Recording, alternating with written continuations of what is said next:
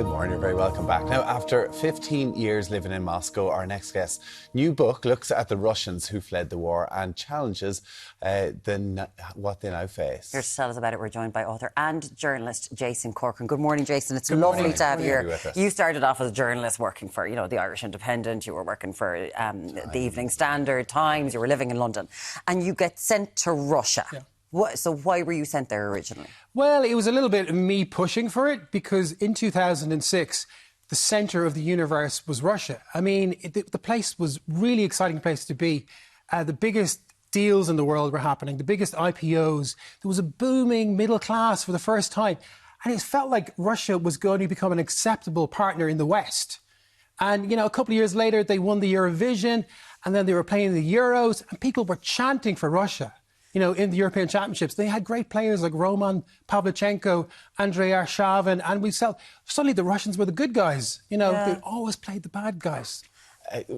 When you were living over there, you married a Russian girl as well. Life seemed to be good over there, working as a foreign correspondent. Yeah. Talk to us about this new book, Leaving Russia. Now, obviously, you're here at the moment and I've missed everything that is going on at the moment.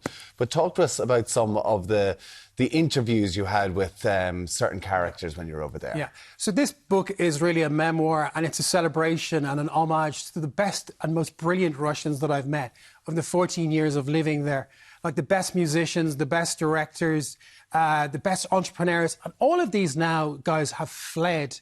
And this is like reminiscent of 100 years ago when the white Russians fled the Lenin Bolshevik Revolution and they've gone to the four corners of the world. And to a lot of them, they're not going back, even if there's regime change. And this is a serious tragedy for Russia. What do you think was going on? You went in 2006 and then we know that the original annexation, the start of the war in Ukraine was 2014. So in that period of time, those 8 years where you were kind of like, there was all this hope that Russia would become a real partner with Europe. What changed? So in 2008, there was a guy who came in, Dmitry Medvedev, who became president, and Putin went across. It's called the Rocky-Rovka, which is the castling manoeuvre. And we thought this was a genuine step and Putin was going to step back. But it was a bluff. He was only keeping the seat warm. So with those 4 years to 2012, we thought this, Russia was on the right path, but it was all a big bluff. And then, as you said, 2014, there was annexation and the full-scale invasion 2022. But there was a lot of other warning signs. We were kind of blinded to it because we wanted to think the best of Russia. Yeah. From your point of view, working as a journalist in Russia, I would imagine, particularly nowadays, is a very hairy thing. You went and worked as a consultant, then you're back living in Dublin. Yes. And all of a sudden, you're playing away with your son. You got a mysterious text message on your phone. What did it say? I was in Dublin. I think it was in early 23. I was playing Jenga with my kid. I have a 3-year-old and he wants your full undivided attention. And I got this message on Telegram, the encrypted app, saying, "Hello, Jason, are you in Moscow?" And I was trying to get in touch with a guy called Denise for a story on sanctions. I said, "Is it Denise?" And they went, "Yeah, it's not Denise." And they said, "You are having some security problems now." And then they said, "We are monitoring your reporting and we are dissatisfied." So I was thinking this is either a crank or this is a friend, it's a wind-up. And eventually I replied and said, "Listen, by we, do you mean Nikolai II, the royal we?" And they never answered. So to this day, I don't know who that was, but it was enough to make sure I wasn't going to go back. Yes. And my wife cancelled her own plans to go back on foot of that. And because, you've got an apartment in Moscow, you've never been able to return. Your wife's family is there, but she is based now in Ireland because of that fear. And we've heard about so many journalists who have come to a bad end because of their reporting on Russia. Is that a real fear in your lives? Absolutely. Well, there was a colleague of mine, Evan Gerskovich, for the Wall Street Journal. He was reporting after the war started in Russia, and he was interviewing members of the mercenary army Wagner. And he was apprehended and accused of spying. And he spent a year, effectively, in pre-detention in awful conditions in this awful place, Lefortovo in Moscow.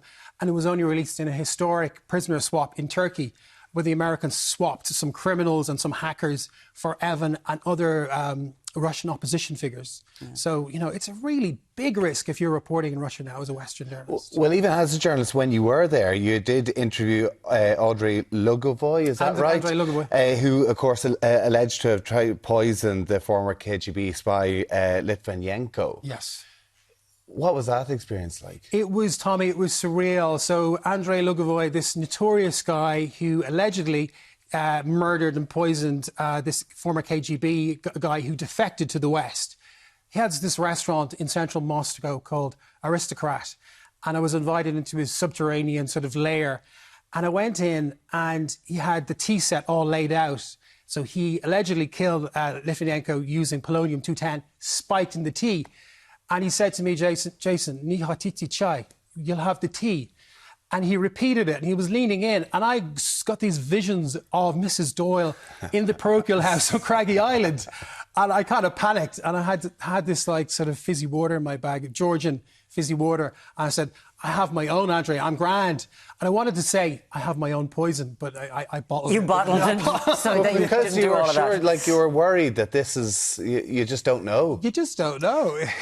You've got there's a comment on the front of this from Bill Browder, a powerful window into how Putin has devastated Russia's greatest resource.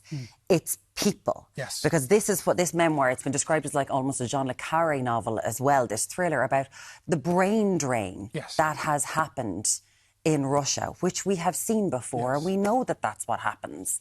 So what hope is there then if all of these minds are leaving and you have this brute military dictator in power with no one to challenge him? Because we know what's happened to Navalny, who did. Yeah.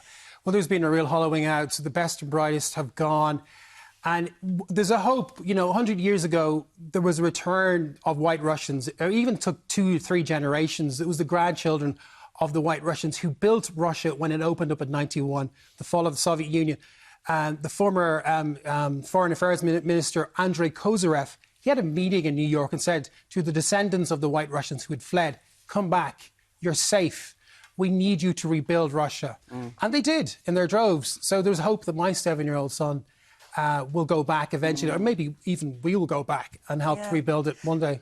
It's amazing. It's been described as this kind of a thriller memoir, which is a wonderful thing to have. Just something that's in the news at the minute is a Victory Day parade that is happening, meant to be happening in Moscow, but it looks like Vladimir Putin has pulled back because of worries of Ukrainian attacks. Yeah, it'll be the most scaled back Victory Day parade in living memory. There's going to be no tanks, there's going to be no missiles. I think there'll just be some guys in jackboots marching across the Red Square. Wow. And it's because Putin is frightened of the Ukrainian drones. There was a strike only yesterday in a VIP complex, literally 10 minutes from the Kremlin. So they're running scared. Right. Wow. Interesting to see where that is going to go. Listen, congratulations to you on your book, and fingers crossed we will see some sort of change over in Russia and you do get to go back, and particularly for your wife as well and kids. Jason Corcoran, thank you so much for joining us. We really appreciate it. The book is called Leaving Russia. Back with you shortly on Ireland AM.